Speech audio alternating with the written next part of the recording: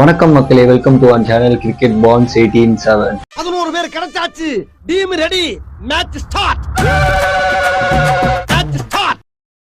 So நம்ம லாஸ்டா போட்ட மண்டே மோட்டிவேஷன் வீடியோல நம்ம நண்பர் விக்கி ஒருத்தர் வந்து கமெண்ட் பண்ணியிருந்தாரு, வீரேந்திர சேவாக்கோட லைஃப் ஸ்டோரியா போடுங்க, அது அவருக்காக தான் இந்த வீடியோ.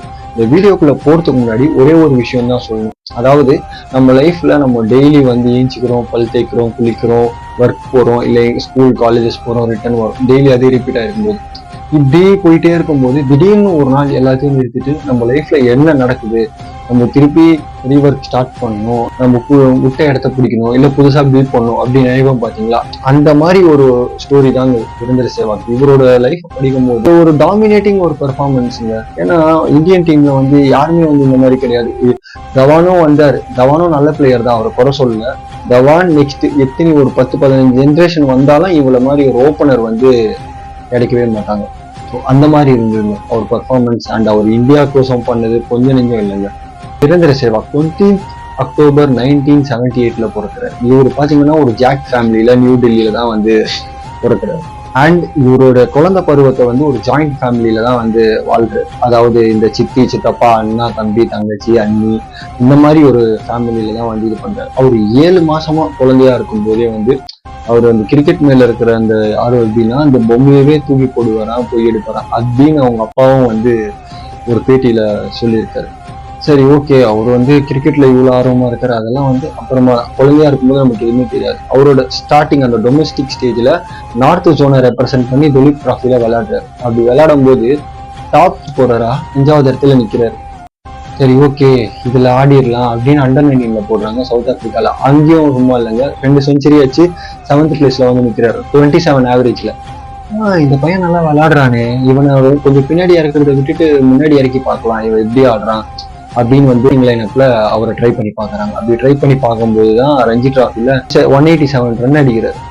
எல்லா இடத்துலயும் பயங்கரமான பெர்ஃபார்மன்ஸ், குறை சொல்ல வாய்ப்பே இல்லை. ஓகே, இந்த மாதிரி ஒரு பிளேயரை மிஸ் பண்ணவே முடியாது, இந்தியன் டீம்ல நம்ம இறக்கியே ஆகணும் அப்படின்ட்டு பாகிஸ்தான் கூட நடக்கிற மேட்ச்ல இறக்கி விடுறாங்க. பாத்தீங்கன்னா ஒரு காரமும் வந்து அந்த அளவுக்கு கிடையாதுங்க. அங்கதான் விதி விளையாடு. ஃபர்ஸ்ட் பால் ஷோயப் அக்தர் போடுறாரு, அந்த பால்லே வந்து வீரேந்திர சேவாக் காலியாரு. ஸோ ஓகே, இதுக்கப்புறம் வந்து இந்தியன் டீம்ல நமக்கு வாய்ப்பு கிடைக்காது, நம்மளோட நிறைய பிளேயர்ஸ் எல்லாம் இருக்காங்க அப்படின்னு அவர் நினைக்கிறாரு. அப்போ என்ன பண்றாருன்னா கவுண்டிங் மேட்சஸ் எல்லாம் இருக்கு பாத்தீங்களா, இந்த இங்கிலாந்துல இருக்க அந்த கவுண்டிங் மேட்சஸ் அதெல்லாம் விளையாட ஸ்டார்ட் பண்றாரு. அதெல்லாம் விளையாடும் போது தான் ஒரு லெக் சின்ன இன்ஜரி ஆயிட்டு ரிட்டர்ன் வந்துடுறாரு. ரிட்டர்ன் வந்துட்டு இந்தியன் டீமுக்கு போகணும், நம்ம ஃபார்ம்ல திருப்பி வரணும் அப்படின்னு நினைச்சு ஒண்ணு தான் பண்றாரு. என்னன்னா 20 மாசம் டைம் எடுத்துக்கிறாரு. அந்த 20 மாசம் அவர் கிரிக்கெட் ஆடல. அந்த 20 மாசம் டைம் எடுத்து அவர் யோசிக்க ஆரம்பிச்சார். ஆரம்பத்துல சொன்னோம் பாத்தீங்களா, நம்ம டெய்லி போற ரொட்டேஷனை நிறுத்திட்டு நம்ம ஒண்ணு பண்ண ஆரம்பிப்போம். அதே மாதிரி அந்த 20 மாசம் அவர் வந்து வாழ ஆரம்பிக்கிறார். அந்த 20 மாசம் முடிஞ்சு 2001 பங்களாதேஷோட இறங்கி அடிச்சாருங்க 100. அங்க விட்டவர் தான் பாகிஸ்தான், இங்கிலாந்து எங்கேயுமே விடல, எல்லா இடத்துலயும் செதுக்கி பின்னம் ஆகிட்டாரு. இப்போ இந்தியா பிச்சில் ஆடுறது ரொம்ப ஈஸி, ஓவர்சீஸ்ல ஆடுறது கஷ்டம்னு சொன்னாரு. ஓவர்சீஸ்ல விடலங்க, ODI, டெஸ்ட், T20 எல்லாத்துலயுமே இந்த மாதிரி தாண்டா விளையாடணும்னு எல்லா யங்ஸ்டர்ஸ்க்கும் ஒரு இன்ஸ்பிரேஷனா மாறினாருங்க நம்ம வீரேந்திர சேவாக்.